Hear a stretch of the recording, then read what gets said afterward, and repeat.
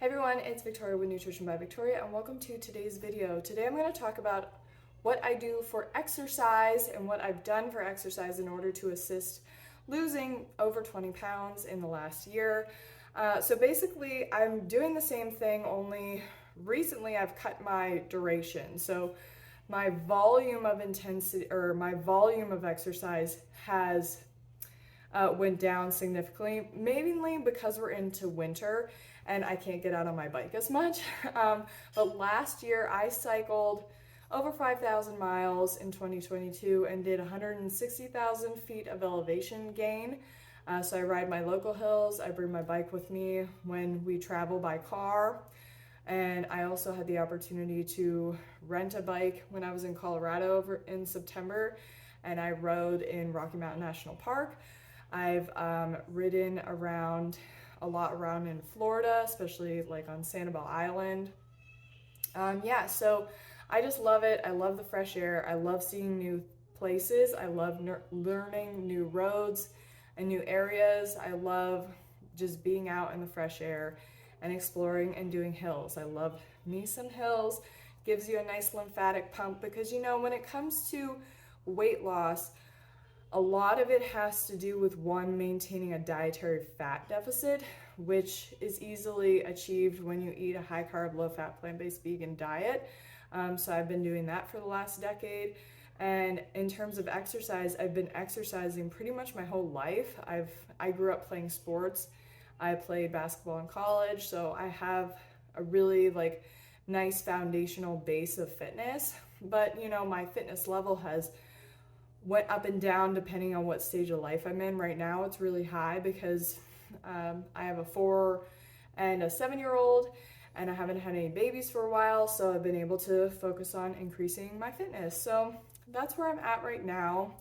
But recently my duration or my volume of cardiovascular training has went down, mainly because it's wintertime and I can't ride my bike as much and I don't enjoy stationary cycling as much. But in general, I do a minimum of 30 minutes of cardiovascular aerobic exercise every day. That's like my bare minimum. I'm usually doing more than that, but in general, that's my minimum. And then I combine that with rebounding, which includes resistance training, as well as yoga or Pilates. And all in all, that comes to like an hour a day. I really prioritize stretching because it makes my body feel good. It allows me to recover.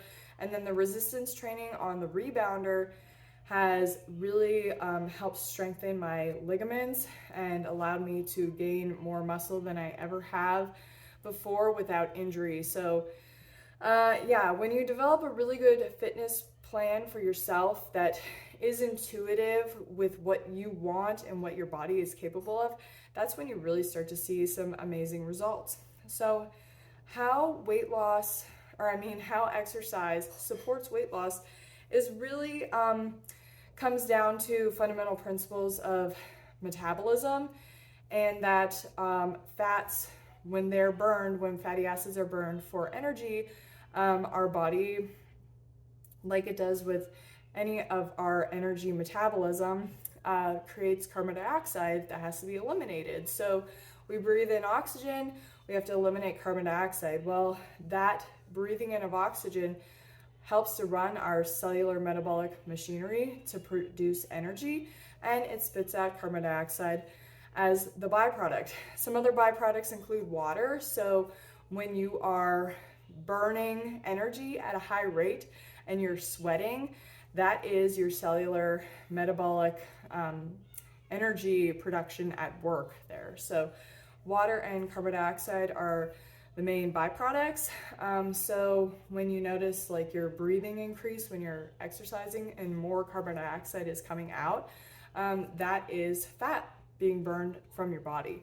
So when it comes to exercise, it can enhance our body's ability to burn fat from our body, especially when we're maintaining a dietary fat deficit. It forces our body to tap into our body fat stores, because even at rest, we burn about a 30 to 70 ratio of carbs to fat. So we're burning 30% carbohydrates and 70% fats.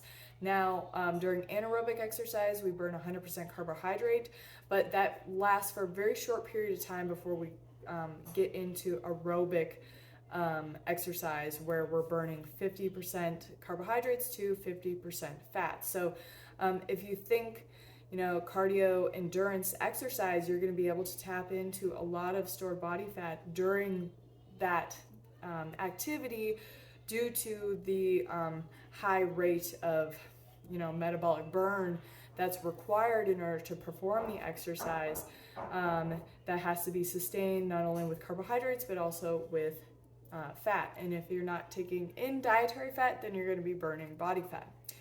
Something else that's really interesting is that our metabolism post-exercise is actually increased, especially following like any kind of moderate to intensity exercise like interval training. And this can last for minutes to hours, and can actually last for up to like 12 to 24 hours in some people. And it gives you an increased fat burning potential that helps to actually promote exercise recovery. So while after you've trained, your body is using more energy to repair itself, and so you get an increase in your fat burning potential as well. So again, when our metabolism is higher, our carbon dioxide amount that we're breathing out is going to be higher as well.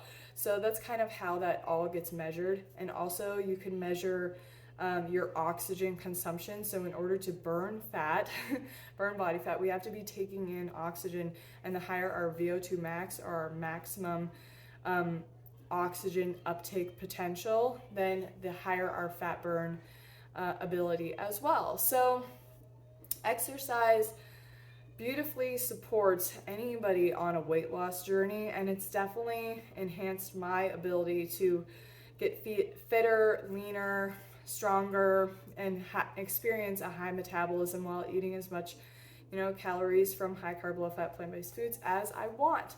The last thing I want to talk about is how our lymphatic system works in regards to helping to eliminate the waste, our cellular metabolic waste.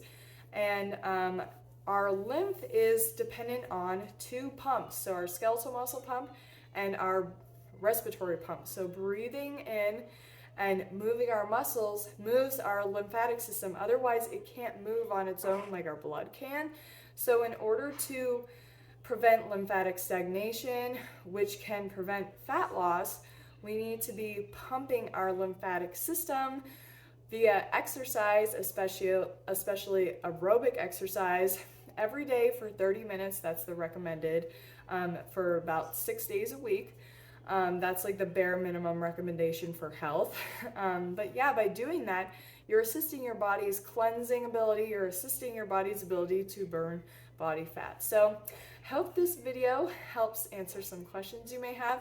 If you have any more questions, leave them down below in the comments section. If you like my coaching, check out the link in the description box for that. And if you're interested in checking out what I do for exercise every day, I log everything on Strava other than my yoga and rebounding workouts, but anything I do cardio-wise, like running or cycling, I log everything on Strava. I do run about 3 days a week, 3 to 4 days a week, so it's like comes out to every other day. But I'm only running for about 20 to 30 minutes. Yeah, so that's my exercise. I cycle, I run, and I rebound, and I do Pilates or yoga. So yeah, it all comes out to about an hour a day right now, sometimes a little more. Some days it's less if I'm really busy, but I always try to get that hour in every day. But yeah, that's it for today's video. Thank you so much for joining, and I'll catch you guys next time. Bye.